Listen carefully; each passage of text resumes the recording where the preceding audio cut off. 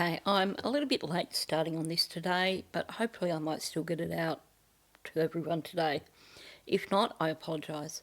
I spent this morning looking at an Australian case that has come up from about a week ago, which is somewhat alarming. A 17-year-old girl was meant to be flying from Queensland across to Western Australia. It's about a 5-hour plane trip. The details are a little bit confusing, but it does sound like she may have actually been dropped off in the vicinity of the airport, but not at the airport terminal. She was last seen, apparently, with her luggage on Airport Drive, but she never made it to her flight. It's being treated as suspicious. They have seized the car of her flatmates and also locked down the place where she was staying. Both of those are now crime scenes. So there's definitely more to this story. Sadly, it doesn't look like it's going to be a happy ending, particularly given comments made by her mother. And also, and this is not something that I've mentioned on the video that I did regarding Phoebe, but the first post that I saw with regards to her missing was actually posted on a violence against women page on Facebook. It had hashtags violence against women, hashtags domestic violence awareness, which makes me somewhat nervous about what the outcome of this case is going to be. So let's get back to Maddie. Today I should at least be able to get through this with minimal interruptions, as I only have one Chihuahua pup in the house, so I won't be stopping every minute to re-record after lots of barking. So in this video I'm going to start looking at the interview with Stephen Young, Maddie's real stepfather, former stepfather, more of a stepfather than Stearns. It is all up and a 1-hour interview, so this is definitely going to be another one of those interviews that's broken up into parts. Now, I can hear my minor bird outside the window. He's gone quiet now that I'm talking again, but it sounds like he's having a field day.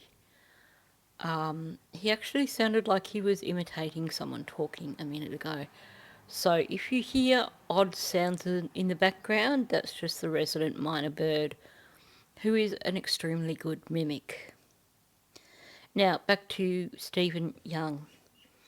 So, as we know, Stephen was Maddie's stepfather for about a year. He actually doesn't live in Florida. From memory, I think he lives in Washington, but I think that must be mentioned in this interview. So this interview was done on the 5th of March, so 4 days after they found Maddie. So on that note, let's jump in and make a start. Alright, just a few formalities real quick. I understand exactly why. I know a lot of these people involved. Yeah. Alright, the date is March 5th, 2024. The time is 2:19 p.m. We are at the Kissimmee Police Department. Reference to case number 24001896. Person present are myself, Detective Morris, Detective Smallwood. And your first name? Stephen with a V. And last name? Young, Young. Phone number?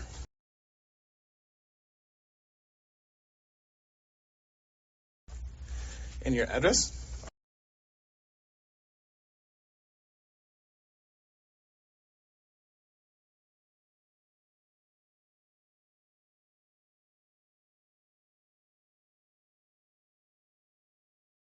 Yes, it's not an apartment. It's a home.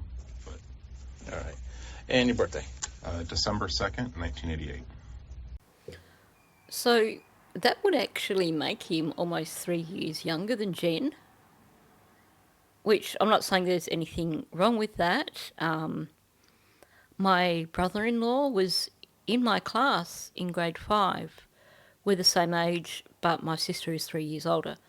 But it just seems ironic that Stephen Young seems to be the most settled, the most balanced, the most mature person amongst like Jen's little inner circle, and yet he's actually younger than her.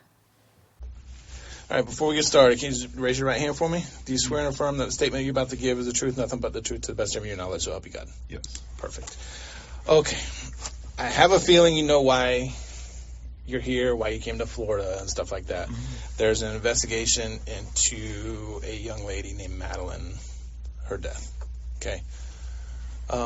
Throughout the investigation, we spoke with Jennifer, Madeline's mom, and she said that you and her were married at some point. Mm-hmm. Do you remember when that was? We were married on March 14th, 2015. I can remember that because it's Pi Day, 3.1415. We divorced, I think, in 2016, maybe 2017. It'd be in Kissimmee Records, though. It was done here in Osceola County. He really did head for the hills pretty quickly, didn't he? Like, if it was 2017, maybe the marriage lasted 2 years. Either way, it really says a lot about Jen. Okay. Where did you meet her?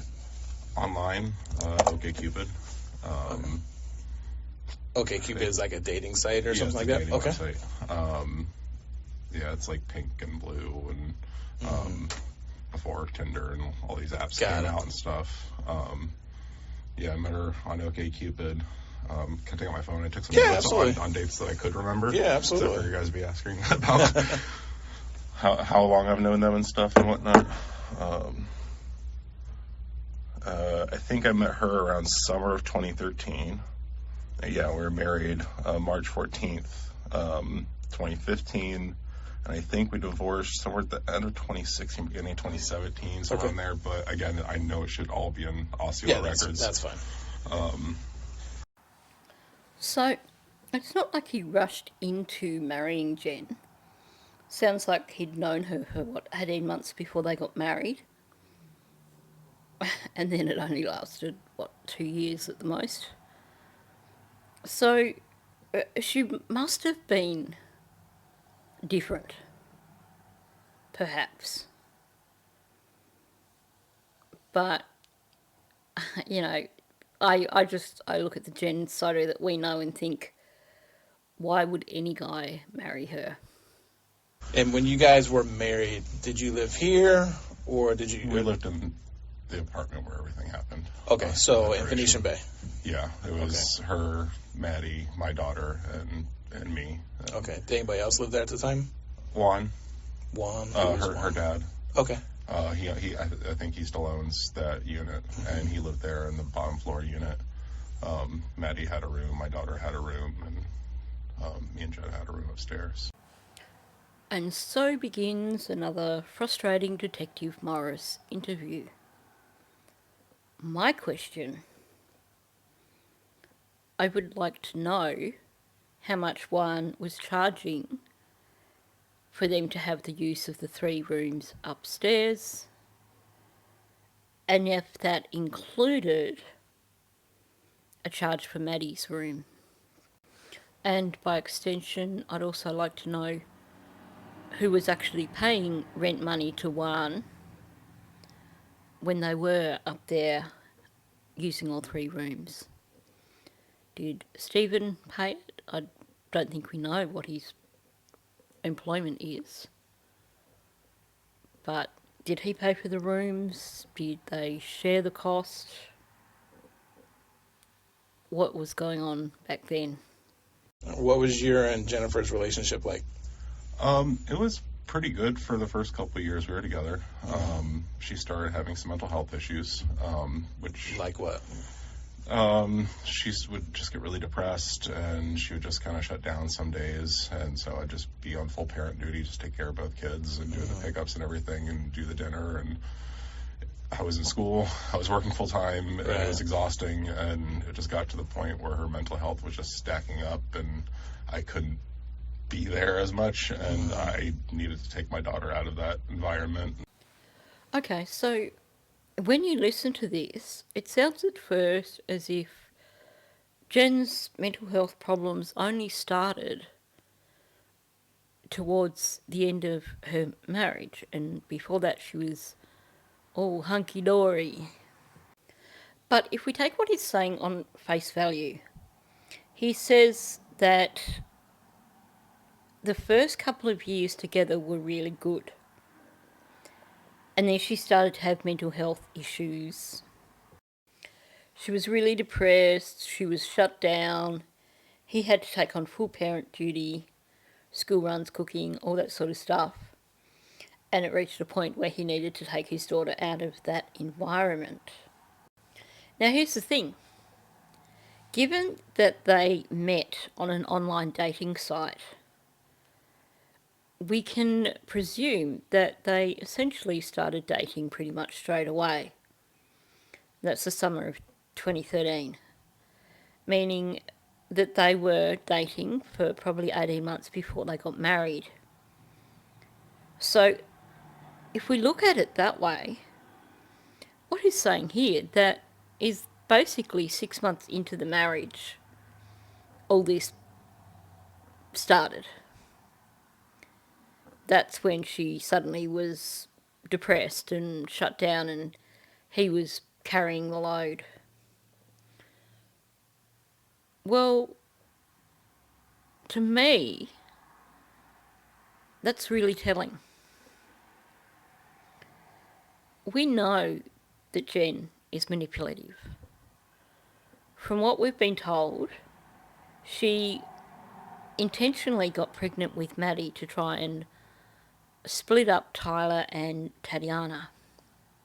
Now obviously we've only heard that one side of the story, so that could be a biased version of it. But we also know that her family have carried the load a lot for her. One used to take Maddie to and from school. Yolanda has Maddie stay at her place at various times. Sounds like the family is just used to covering Jen's ass. And basically what Stephen is describing here is what we've seen in terms of what Jen's personality is like. So I find myself wondering if perhaps she was just on her best behaviour up until after she got married with Stephen, and she tried to be on her best behaviour for the first 6 months and then just reverted back to being Jenn Soto. Jenn Soto, the lazy sloth who basically spends her life eating, sleeping, taking rugs, and then repeating that all over again. I mean, come on, how many of us have heard or have experienced those horror stories of what seems like a great relationship until you move in together, and then the cracks start to show, and then within a couple of months you start to see what that person is really like. And face it, we've seen how much of a chameleon Jenn can be. I can imagine, I mean, she's such a narcissist. I can imagine her deciding that Stephen Young was the perfect catch for her for whatever reason. And so she would have put on that act to get what she wanted. And then once she was married to him, she probably thought, well, okay, mission accomplished, and gradually let down her guard. So I'm not convinced that Jen was all super healthy, mentally fine before this relationship began. I strongly suspect that it was just her basically putting on an act for that first 2 years. And then once they moved in together, once they were married and moved in together, it wasn't something that was sustainable. We still co-parented. Like, Maddie to me is, is my other daughter. I was in her life for 11 years. Like, me and my daughter, like, that was my daughter's sister. That's the only close thing she's ever had to a sister. We still have birthday gifts. We talked to her, like, my daughter and her best friend played games with Maddie every month for years online together. And, like, I talked to Maddie all the time. I'd pop over and talk to her and ask how things were, and I thought she was in good hands. So he talks about Maddie as being his other daughter, and he talks about how he used to drop in and check on her. Although he's saying to Detective Morris here, I would check in on her. But can we acknowledge the fact that at the time that everything happened, he wasn't even living in Florida anymore. He moved away, so making this grand claim of checking on her, popping in on her, that's no longer relevant. Because you moved away. You basically turned your back on this child just like everybody else. Now I know people move for whatever reasons, and he probably had to move for work or something. And I'm not saying that he shouldn't have moved. But what I'm saying is that he can't then claim that he was checking on Maddie when clearly that was no longer happening because he wasn't even living in the same state.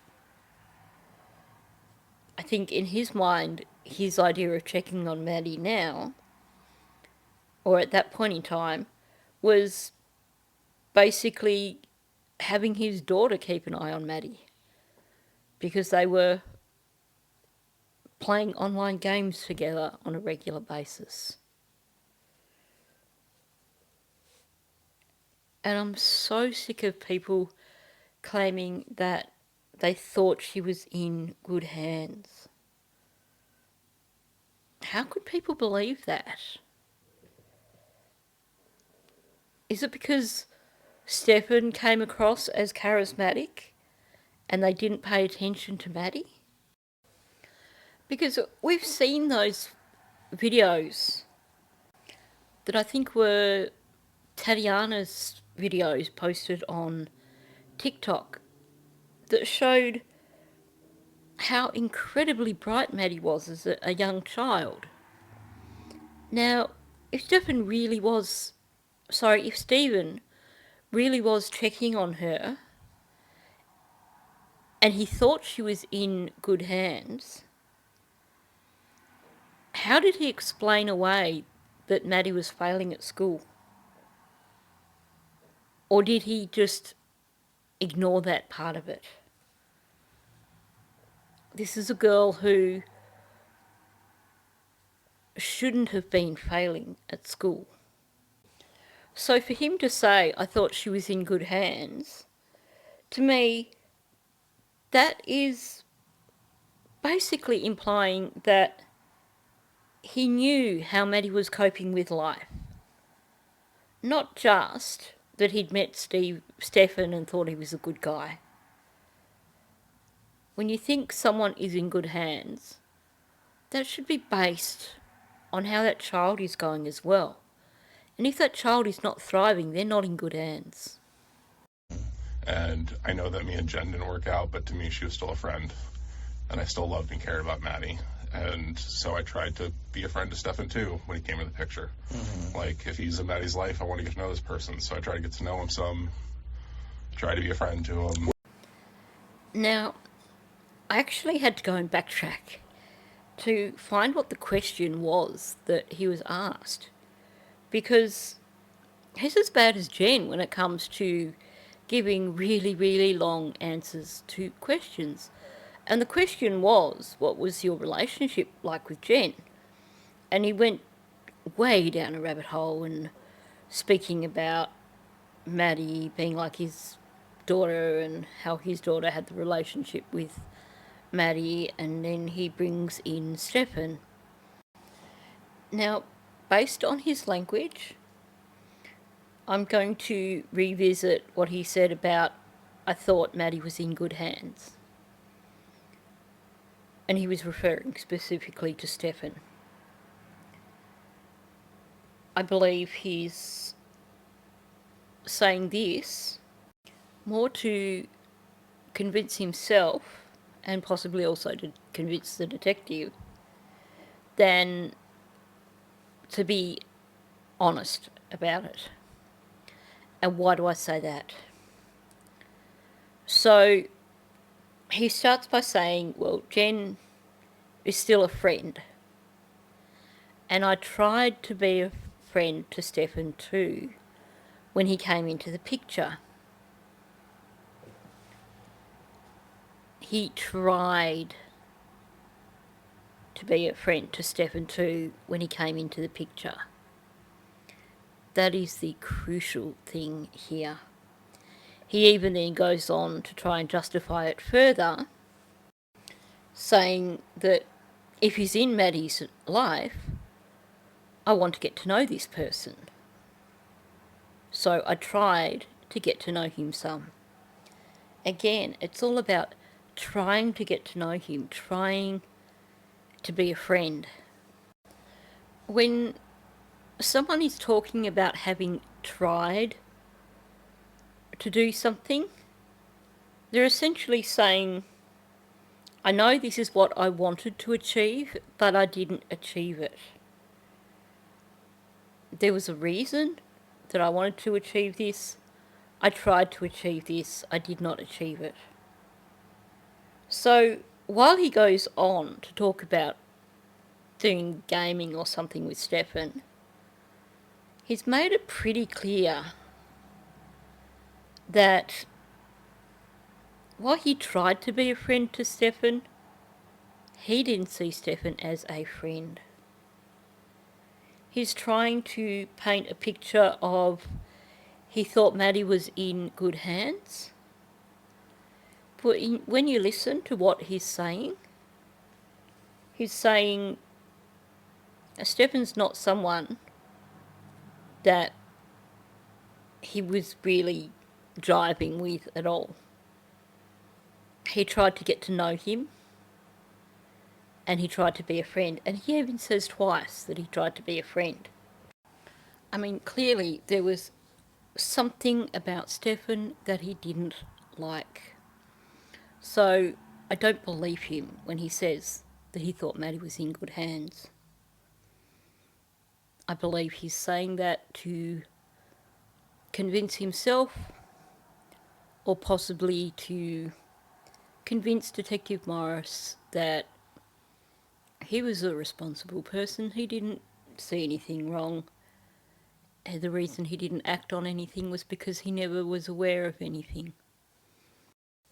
And that's not me trying to accuse him and say that he was aware of anything happening with Maddie.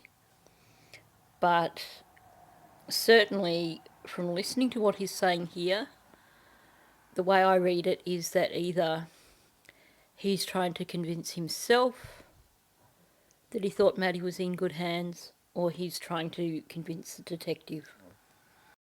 But when you say that you think this child is in good hands, and follow it up with that you tried to be a friend to this new boyfriend, it's a contradiction. Where did you meet him? I met him through Jenn. I think she said that he had met him through a real estate company that his parents had at the time. I don't remember positions they had there. Okay. But she said she's involved with him, and I loved Maddie, so anybody's involved in her life I wanted to know. And so I tried to get to know him, be a friend to him. We started connecting on like tabletop games and stuff. Like I was into D&D. Mm-hmm. He think he's introduced me like Star Wars Legion and this Robomech game. So like I try to play some of those with him and stuff. We went and shot guns before. I looked it up. I think we went to Tanarak. It's on the way between here and Tampa. It's a public shooting range down there. So again, there is the confirmation of Jenn and Stefan having met through working for Stefan's parents. She met him through a real estate company his parents had at the time. And then he reiterates, I tried to get to know him and be a friend to him. He's making it pretty damn clear that he didn't like Stefan.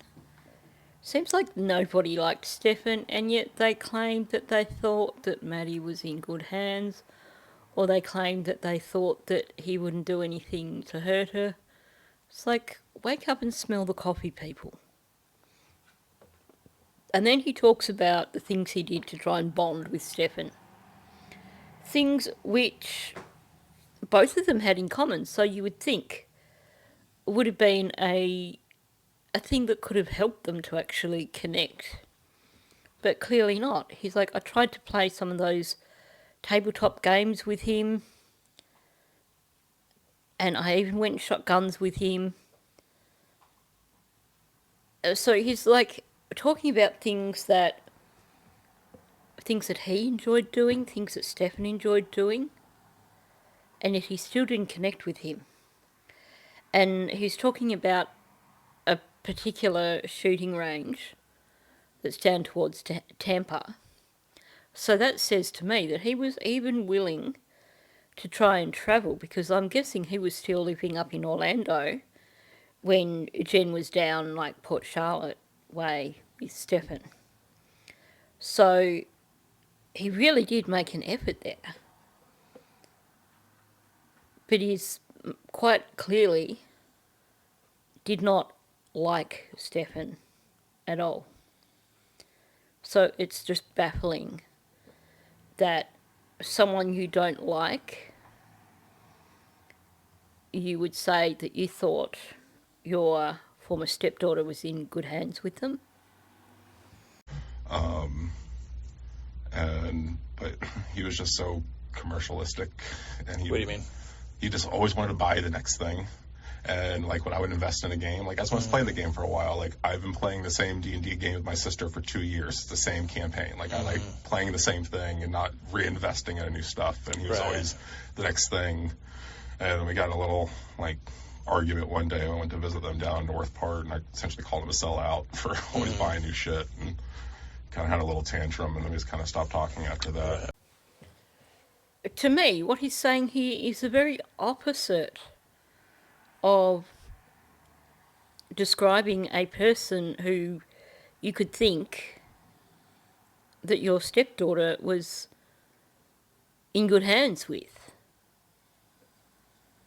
He's just pointed out that he's really commercialistic and had to always buy the next thing. Well, did you stop and consider how much of a drain that could be in terms of joint finances, in terms of making sure that Maddie had everything she needed if Jenn had to financially support this guy because he had to buy all his toys? That to me sounds far from Maddie being in good hands. And then he talks about him calling Stefan out for being a sellout. And Stefan had a tantrum. And they stopped talking after that. So a grown-up guy, a grown-ass guy who's meant to be the adult in the relationship, has a tantrum because you called him out for being commercialistic. And yet you still thought Maddie was in good hands with him. I mean, let's be realistic here about what was happening. This was a new man in Jenn's life. Stephen had no control over that. he couldn't exactly turn around and say to Jenn, your new boyfriend is a loser and I don't want him to be around Maddie. He was powerless. So I think this is his way of convincing himself that it's all okay and that Maddie was in good hands, even though clearly he saw issues right from the beginning with Stefan. This is his way of justifying not speaking up to Jenn and saying, this guy is a loser and shouldn't be in Maddie's world because this is going to impact on her negatively. How can you possibly describe someone in the way he's just said and believe that your stepdaughter is in good hands living with him? I mean, you can tell. He thought Stefan was a complete utter loser. That's what is basically, if you read between the lines, that's what he's saying. When do you think that was? It was before COVID, because I think that, if I remember correctly, she moved back up from Northport during COVID. So I think it had to have been right before then when they were down there. I should have gone back over this quite some time back because it's confirming things that I had in my head, but I didn't know where they came from. So Detective Morris has asked Stephen about when all this was. And he says, well, it was before COVID because she moved back up from Northport during COVID. And we know that's the case. She moved back to her mother's house in, I believe, November of 2020. So what he's confirming here is that Jenn's relationship with Stefan started down at Northport or down Tampa Way, and that they were together down there up until during COVID. So we've heard that Jenn and Stefan met in 2017, I believe, and they were working for Stefan's parents, meaning obviously they were both living down Tampa Way. And then it took them about a year before they moved in together, or before they got together. So it seems like for roughly 3 years, she would have been living down, like in the southern part, around near where Stefan's parents lived. And obviously only moved back into the townhouse after moving back up during COVID. I'd have to say I am super curious as to precisely when it was that Jenn moved down Tampa Way and for what reason. Did she move there after her divorce or was it a bit later than that? Did they live in a house or They were in an apartment. We visited them once. Okay. But there was an apartment down there that they had in Northport. Okay. But yeah, me, my wife, and my daughter all visited them because we're always trying to keep the girls together because they're each other's siblings, you know, like they didn't have any biological siblings of their own, and so whenever we could, we try to keep it together. So Jenn only ever mentioned the place that they had at Port Charlotte, and that apparently was from early 2020 through to November 2020. So I'm wondering if they had another place together before that, or if that's what Stephen is referring to here. Again, kind of frustrating. I'm not sure if it's hugely relevant to the case, but just out of curiosity, it would be good to have this housing thing actually put to bed. Have some actual confirmation of where they lived and when, because there's been so much debate over that and so much vagueness. And I've tried to talk to my daughter to see if she can remember anything. Just so I'm clear, that Jennifer is not the mother of your daughter. No, she's not the biological mother of my daughter. That's a whole other story. I'm not sure exactly where she's at. Right. She's been on the run and not paid child support for years. That's a whole other thing. But no, I have Jenn, who's been like a mother to Ash, my daughter, for 11 years now. And then I have my wife, who's incredible. We call ourselves a nice blended family. We've all tried to help each other out. That's the young lady downstairs? Yeah. Okay. And we all try to help each other out. We're all friends.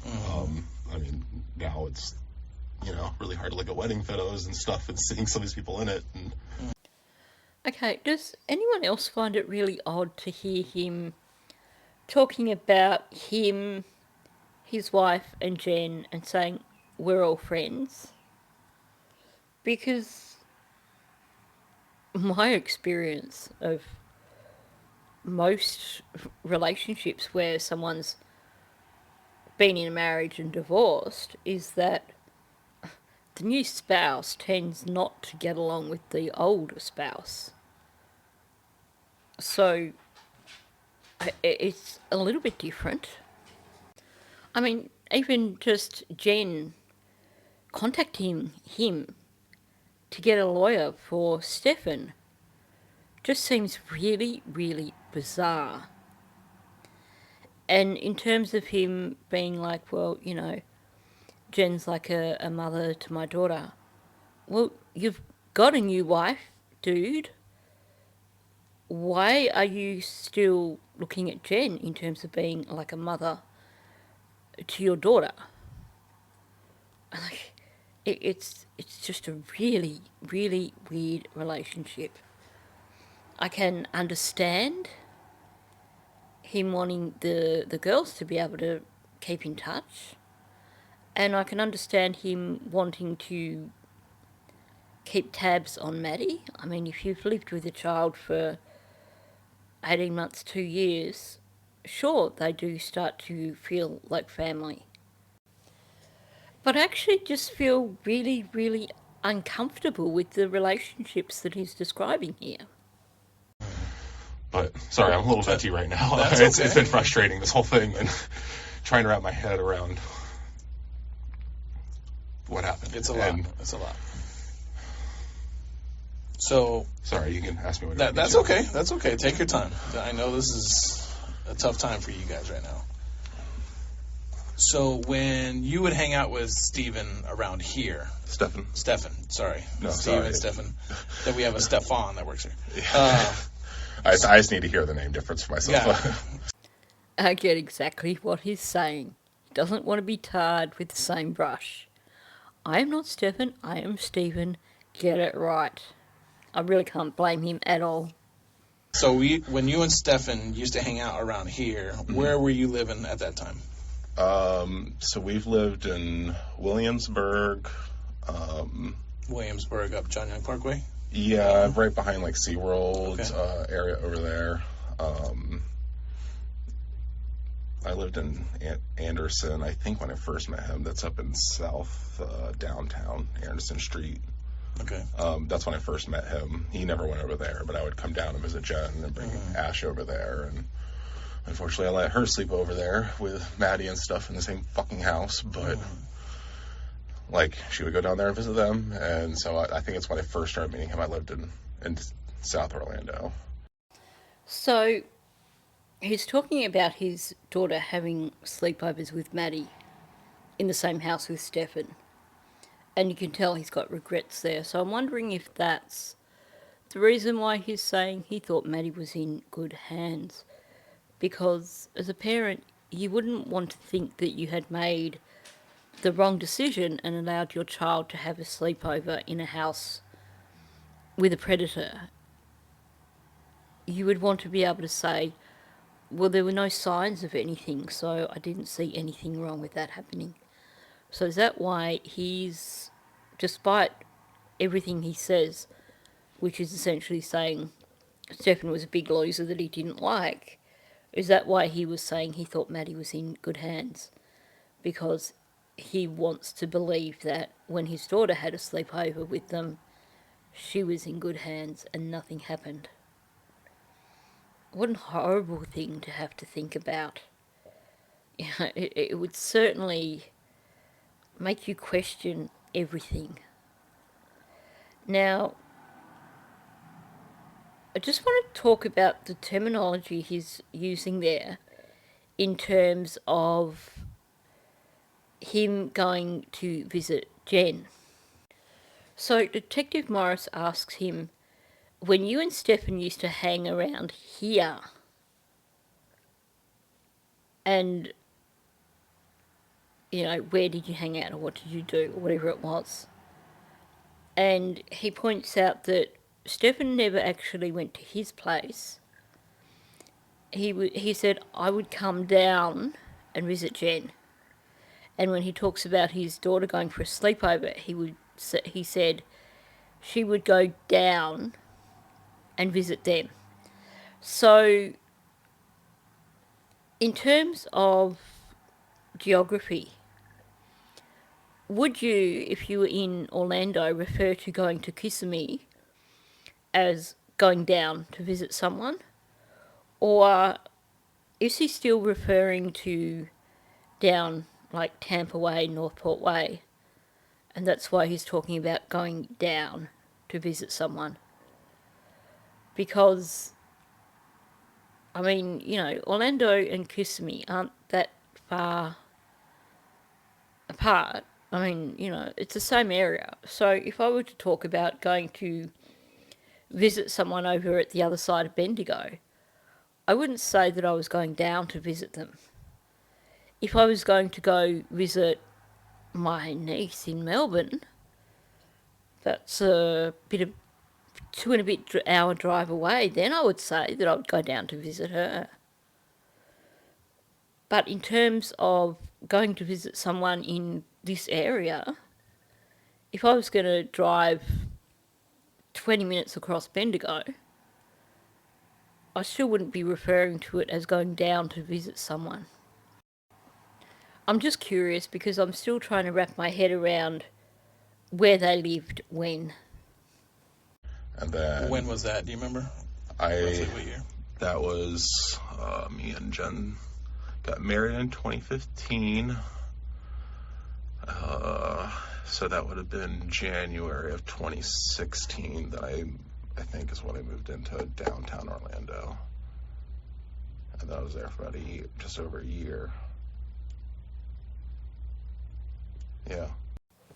So, him moving into Orlando in January 2016, that means that their marriage didn't even last 12 months. It lasted 10 months before he moved out. So to me that says that definitely, I believe that, yeah, Jenn probably was on her best behaviour up until they got married, and then, you know, for a while after that, and then she reverted back to her usual self. So I think when you look at them living together for 10 months and him saying that she was fine until she just started encountering mental health issues, I think we can't take that as she was fine from the day Maddie was born. All we can take that as being is for maybe 4 months that they were living together, he didn't see the issues that we now know are pretty much the things that define Jennifer Soto. And then moved in with my wife's cousin for a few months, and then we moved to Williamsburg. And then we got a house over here in Kissimmee, Southwind. It's off 192, near Medieval Times. Okay. Yep. Those houses back there that are almost an acre-ish. Mm-hmm. Yeah. And that's where we lived. I think police came and talked to me the other day when they were still trying to locate her body. And I think I gave them the wrong dates. I moved in 2020 to Colorado. I moved into that house in 2020, and I moved into Colorado in 2022. Okay. But I was really frazzled. The thing on the news had just come up with the update, and they had just shown up like the minute that started, and so I'm like trying to watch, they're trying to talk to me, and I got frazzled. So I think I did give incorrect dates on that the other day. But no I moved to that house in 2020, and then to Colorado in 2022. So correction on. That's right. So when you lived at all these places, when was Stefan with Jennifer at that point? He was, as far as I know, they've been pretty much on for most part of the past 7 years, but a little on and off the past few. Okay, I'm going to make an observance here that may or may not be fair. So, he says now that he thinks that Jenn and Stefan were together for the most part over the past 7 years, but for the past few years they were on and off. Now, from what I can gather, they were pretty much on and off from the beginning. So that tells me that, in actual fact, Stephen isn't as knowledgeable about Jen's life with Stefan as he would like the detective to think. I think he is one of these witnesses who is trying to be overly helpful and jumping to conclusions about things that he perhaps doesn't know, trying to sound like he's a bit more of an authority on things than he is. And that again goes back to his claims that he thought Maddie was in good hands. I really suspect that he didn't have much to do with Jenn and Stefan at all. He claims that he does, but he seems to be uncertain on various things. And in terms of hanging with Stefan, it sounds like he, tried a few things and decided that he didn't want to have anything to do with this guy. And then he also talks about, taking his daughter for sleepovers with Maddie so that they could still be together. So, okay, you have one trip down to Northport area with his whole family, his wife, himself and his daughter. But I think that was probably one of only a few times when he actually did connect with Jenn and connect with Maddie when Stefan was in the picture. Okay. As far as I understood, have you known him to have any kind of mental illnesses or anything like that? Jenn always said that he had depression and anxiety, and sometimes he'd be short to temper, but she never mentioned that he got violent, because I would ask her, does he get violent when he gets angry? That's a whole other thing. Someone can get frustrated, work through it, versus someone getting violent, and she never said he got violent. I always asked Maddie, the first few years they were together, I'm like, hey, how is Stefan? Is he treating you nice, And let's rewind to that previous comment. I thought she was in good hands. Jenn always said that he suffered from depression and anxiety and was sometimes short to temper.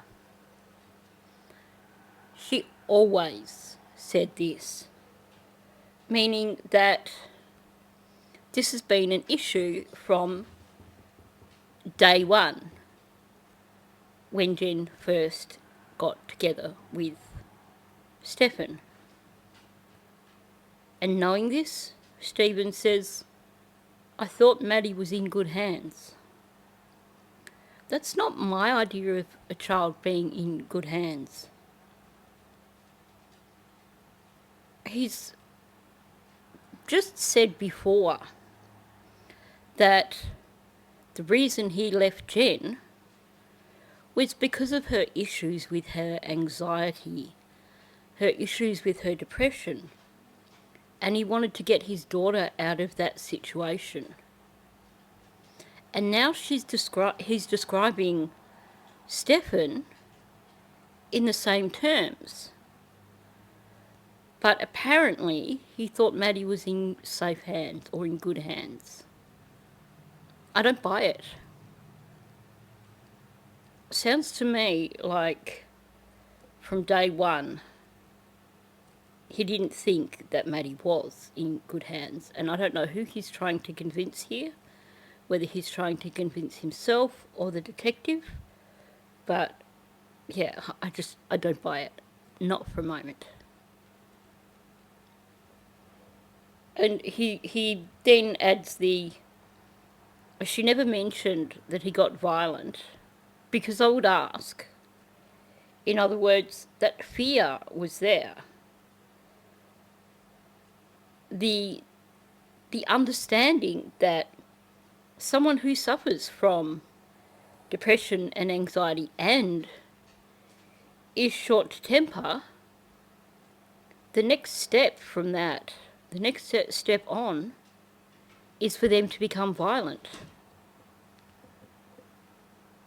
And yet he claims that he thought Maddie was in safe hands, or in good hands. But also note the way he's saying it here. He said, she never mentioned he got violent, because I would ask, she never said he got violent. Twice now he's said she never mentioned he got violent. He's used never twice. He is using persuasive language here. Well, Jenn never mentioned it. It's that, well, it couldn't be the case because she never mentioned it. He doesn't say, I asked Jenn about it and she said he would never in a million years become violent. He just said she never mentioned that he got violent. He doesn't say she reassured me that he's totally fine and just loses his temper a bit and then calms down. No, he just simply says she never mentioned he got violent. And let's be real, aside from it being persuasive language, she never said this. It also implies that he's broached the topic on a number of occasions. Now, if you had said to someone, you've just said that your new partner he loses his temper quickly, and I just want to make sure that he doesn't get violent. If they gave you a reassurance that you believed, you wouldn't be asking again, would you? So here is implying that it's been an ongoing thing. But Jenn never mentioned. She never mentioned it to him.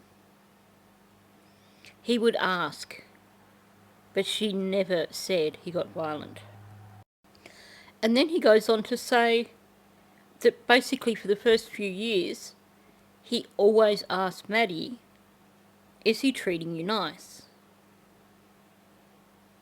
Again, if you really thought that she was in good hands, why did you need to keep asking her if he was treating her nice? If you have to keep asking these questions, that to me says that you've got doubts and you're asking for reassurance. I don't know if he's trying to convince himself or the detective, but everything that Stephen has said so far, to me, is an indication of him not liking Stefan and him not trusting Stefan around Maddie. How old was she when they got together? See here, when me and Jenn split up, she was 4. So she probably would have been like in early elementary school, like 5 or 6, but around there. Yeah, and you would have 7 these years. conversations Yeah, about 6. when she was in about kindergarten, 1, 2, yeah, 1st, 2nd grade? Yeah, so she would have been about 6 then when he came into her life, I think. That sounds about right. So yeah, it was around like 1st grade and stuff, because I remember I was talking to her, like, oh, you're starting school again, like, and then I have Ash talk to her about what it's like to start elementary school and help get wrapped up in that, and it's like, oh, how's school, how's home, you know, how's mom, she doing okay, you know, because I know a lot of times, like, her and grandma would take care of her some days and whatnot, so just trying to check on Jen kind of through the daughter, you know, just see how her perspective on life is and mom and whatnot, but... That's really interesting what he's saying there. Essentially, he was using Maddie to check up on Jen because he didn't think Jen would be truthful with him. Using a 6-year-old to basically make sure that the 6-year-old's mother is okay. Why not just outright say, Jen, are you okay?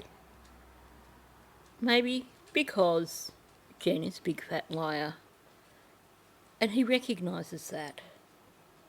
So it sounds like he not only didn't feel that Maddie was safe with Stefan, but he had reservations about whether or not Jen was looking after Maddie adequately. It sounds like he had reservations all round about their family dynamic. When you guys lived together, how was, like, the dynamic? I know you said you guys shared a room, and then Maddie had a room, and Ashlyn had a room. Is that right? And sometimes Ash and Maddie would share a room together. I think they had a bunk bed for a little while and shared a room, and then one became their playroom. But it went back and forth. They had separate rooms. At any point, did you guys, like, share? I know when kids are young, they sleep with their parents and stuff like that. Did that ever happen with? When I first met Jen, Maddie slept in the bed with Jen. Okay. I wasn't comfortable with that at her age, unless it was like a nightmare or something like that. Then, yeah, of course, my daughter can come and join me in bed if she has a nightmare. But I felt like there's a point that, like, you need to start letting them sleep on their own and self-soothe at night. So I would always encourage the self-soothe, go to bed on your own. And then after we had divorced, or after we had split up, and we're on our own, I had found out she was back to her own bed, or back to sharing a bed with Maddie again. And I know that, like, that's the way that her mom always did it. I know her mom, like, Maddie was always sharing a bed with her when she was little and stuff, up until, I know, at least, you know, beginning of elementary school. I don't know if it ever stopped or when, but it was grandma should just go and cuddle with her at night, you know. Again, with the word salad. So he's talking about Maddie sleeping with Jen. And how, you know, he didn't encourage it, he didn't like it, and he put an end to it pretty quickly. But then he's still justifying it for Jen. Now, I have to say the way he was speaking then was really confusing. I know that's the way to her. Like, Mum always did it, and her mum. Maddie always shared a bed with her when she was little and stuff until the beginning of elementary school. So I think what he was trying to say there was it was normal Maddie shared a bed with Yolanda as well. And from what we've been told, she continued to share a bed with Yolanda. And he's normalising it. So, Maddie, as a 4-year-old, was sleeping on her own. For the 10 months that he was living with Jen, Maddie had her own room. He said there that sometimes Maddie would have bunks and share with his daughter, but she did actually have her own room. And then he talks about Maddie going back to sleeping with Jenn after he moved out, and he just normalises it like everybody else. Well, that's just the way they did it. Maddie slept with her grandmother as well. So let's look the other way, people. What I'd like to know is, did he ever ask about the sleeping arrangements after Jenn got together with Stefan? Because he had the experience himself of when him and Jenn first moved in together and Maddie was sharing a bed with Jenn and he had to put his foot down and say no. And he is recognising here that, oh well, you know, after I left, Maddie was sharing a bed with Jenn again. Did you think to ask if that changed after Stefan moved in? I mean, he's saying here that he was uncomfortable with Maddie sharing a bed with him and Jenn, and he put his foot down. But at the same time, he's still normalising Maddie sharing a bed with Jenn after he moved out, at which point Maddie would have been 5 or 6. She would do it with Jen all the time. You know, I didn't do that unless it was like a nightmare or something. I remember one time Jen was just checked out at night and tired, and she was like, here's the kids, and they both laid in bed with me, but... I actually don't understand that. That doesn't make sense to me. Jen was checked out, was tired or something, and was like, here's the kids, and they were laying in bed with me. But he's just said that the kids had their own rooms upstairs. So why Jen being checked out would mean that the kids were laying in bed with Stephen? Wouldn't they just be in their own beds? I'm kind of missing something in translation here. I mean, if he's trying to say that Jen threw him out of the bedroom and he had to sleep in a separate room, then the kids were little. Why would you need to have them laying in bed with you when you could just take one of the beds and they could share a bed, you know, top and toe? That's what kids do at that age. If you know what I'm missing here, just fill me in, let me know what it is, because it doesn't make sense to me. Was that common for her to do? No.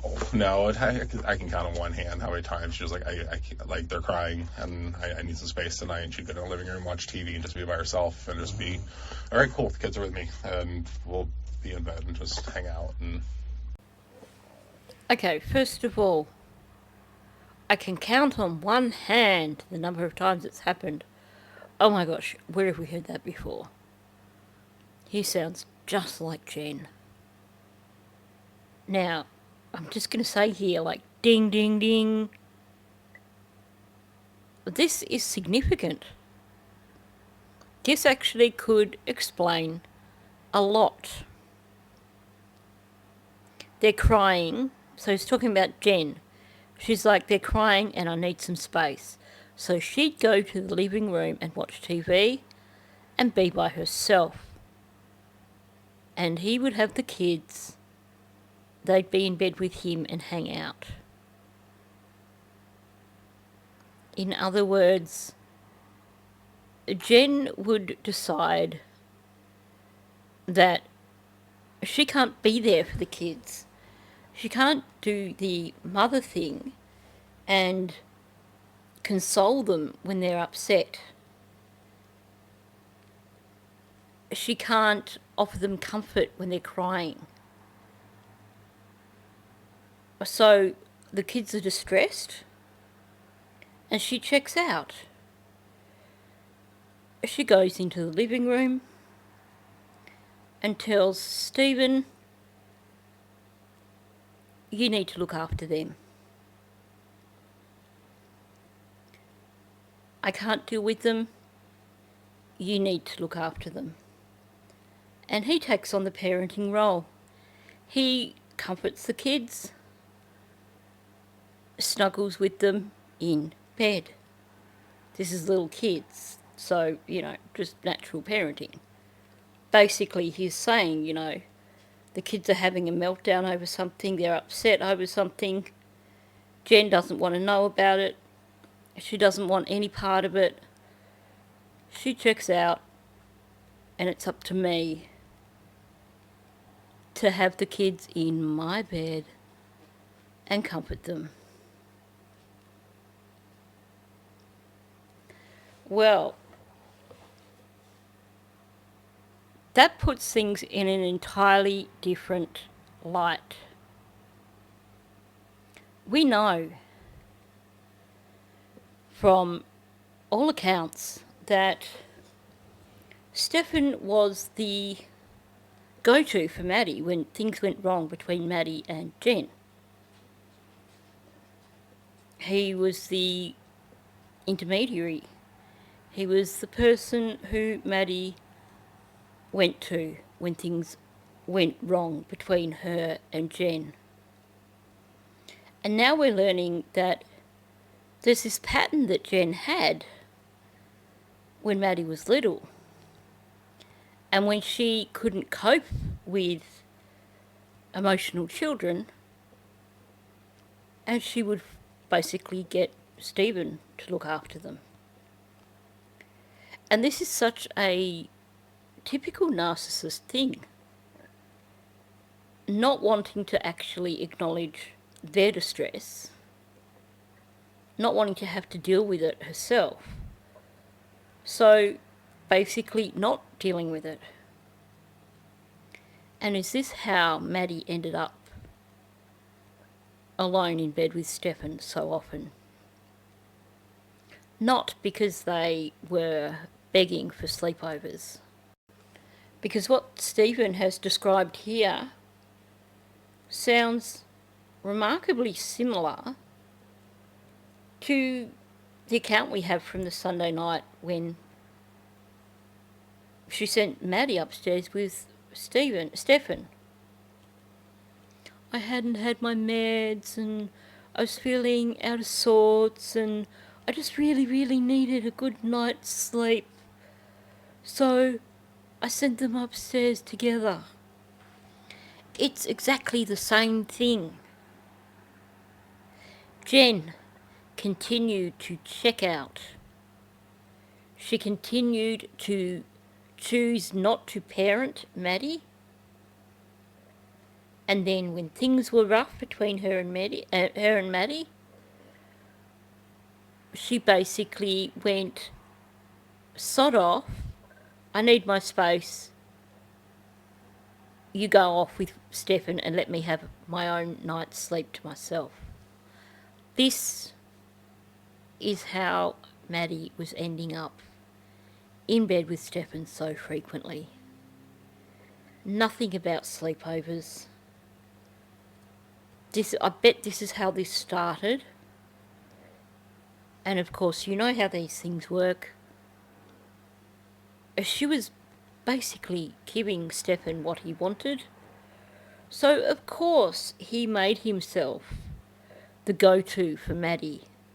And you can bet that he basically manipulated things in their relationship so that it did come to a head more often than it should, so that Jenn would check out and he would get Maddie to himself. This really was a toxic relationship. What Stephen has said here, to me, sounds like an explanation of what was going on.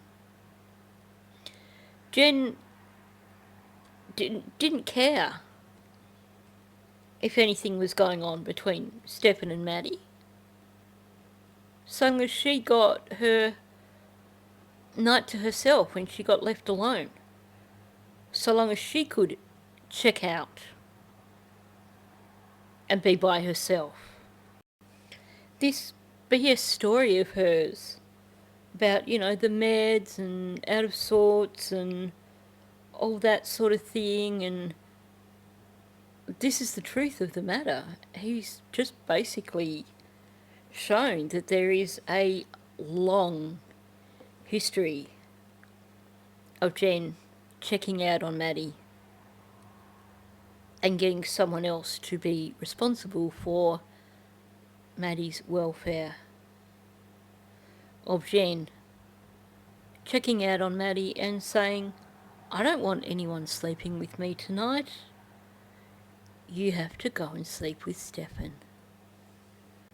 So I'm actually going to finish here for this video.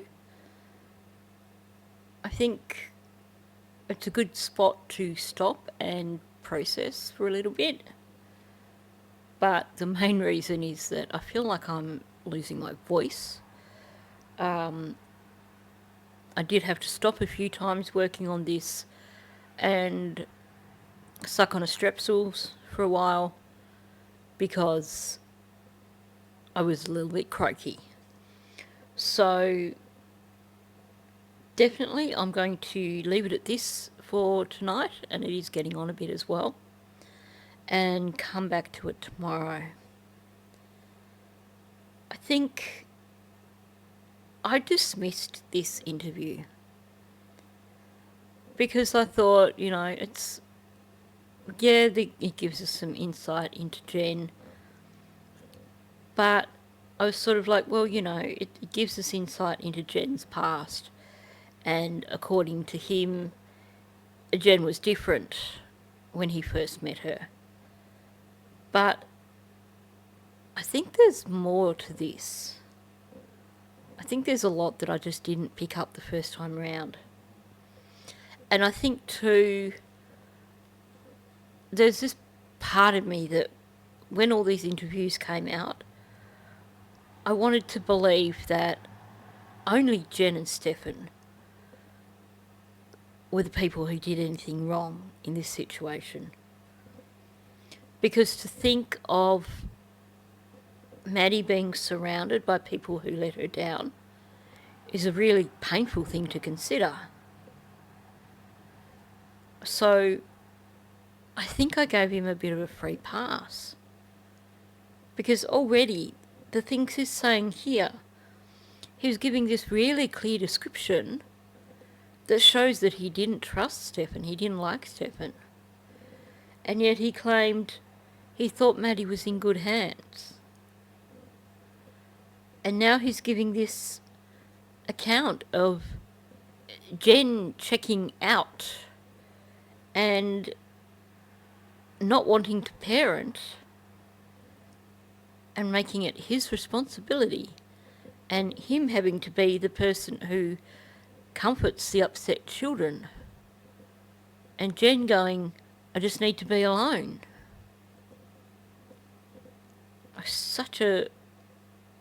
Too much of a parallel there for it to not be the same kind of situation that was continuing to happen when Jenn was with Stefan.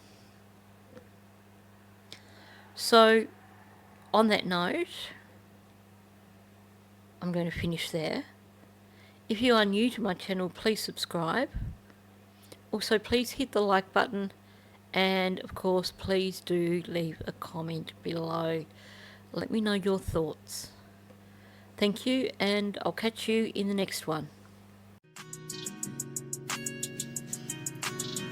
Into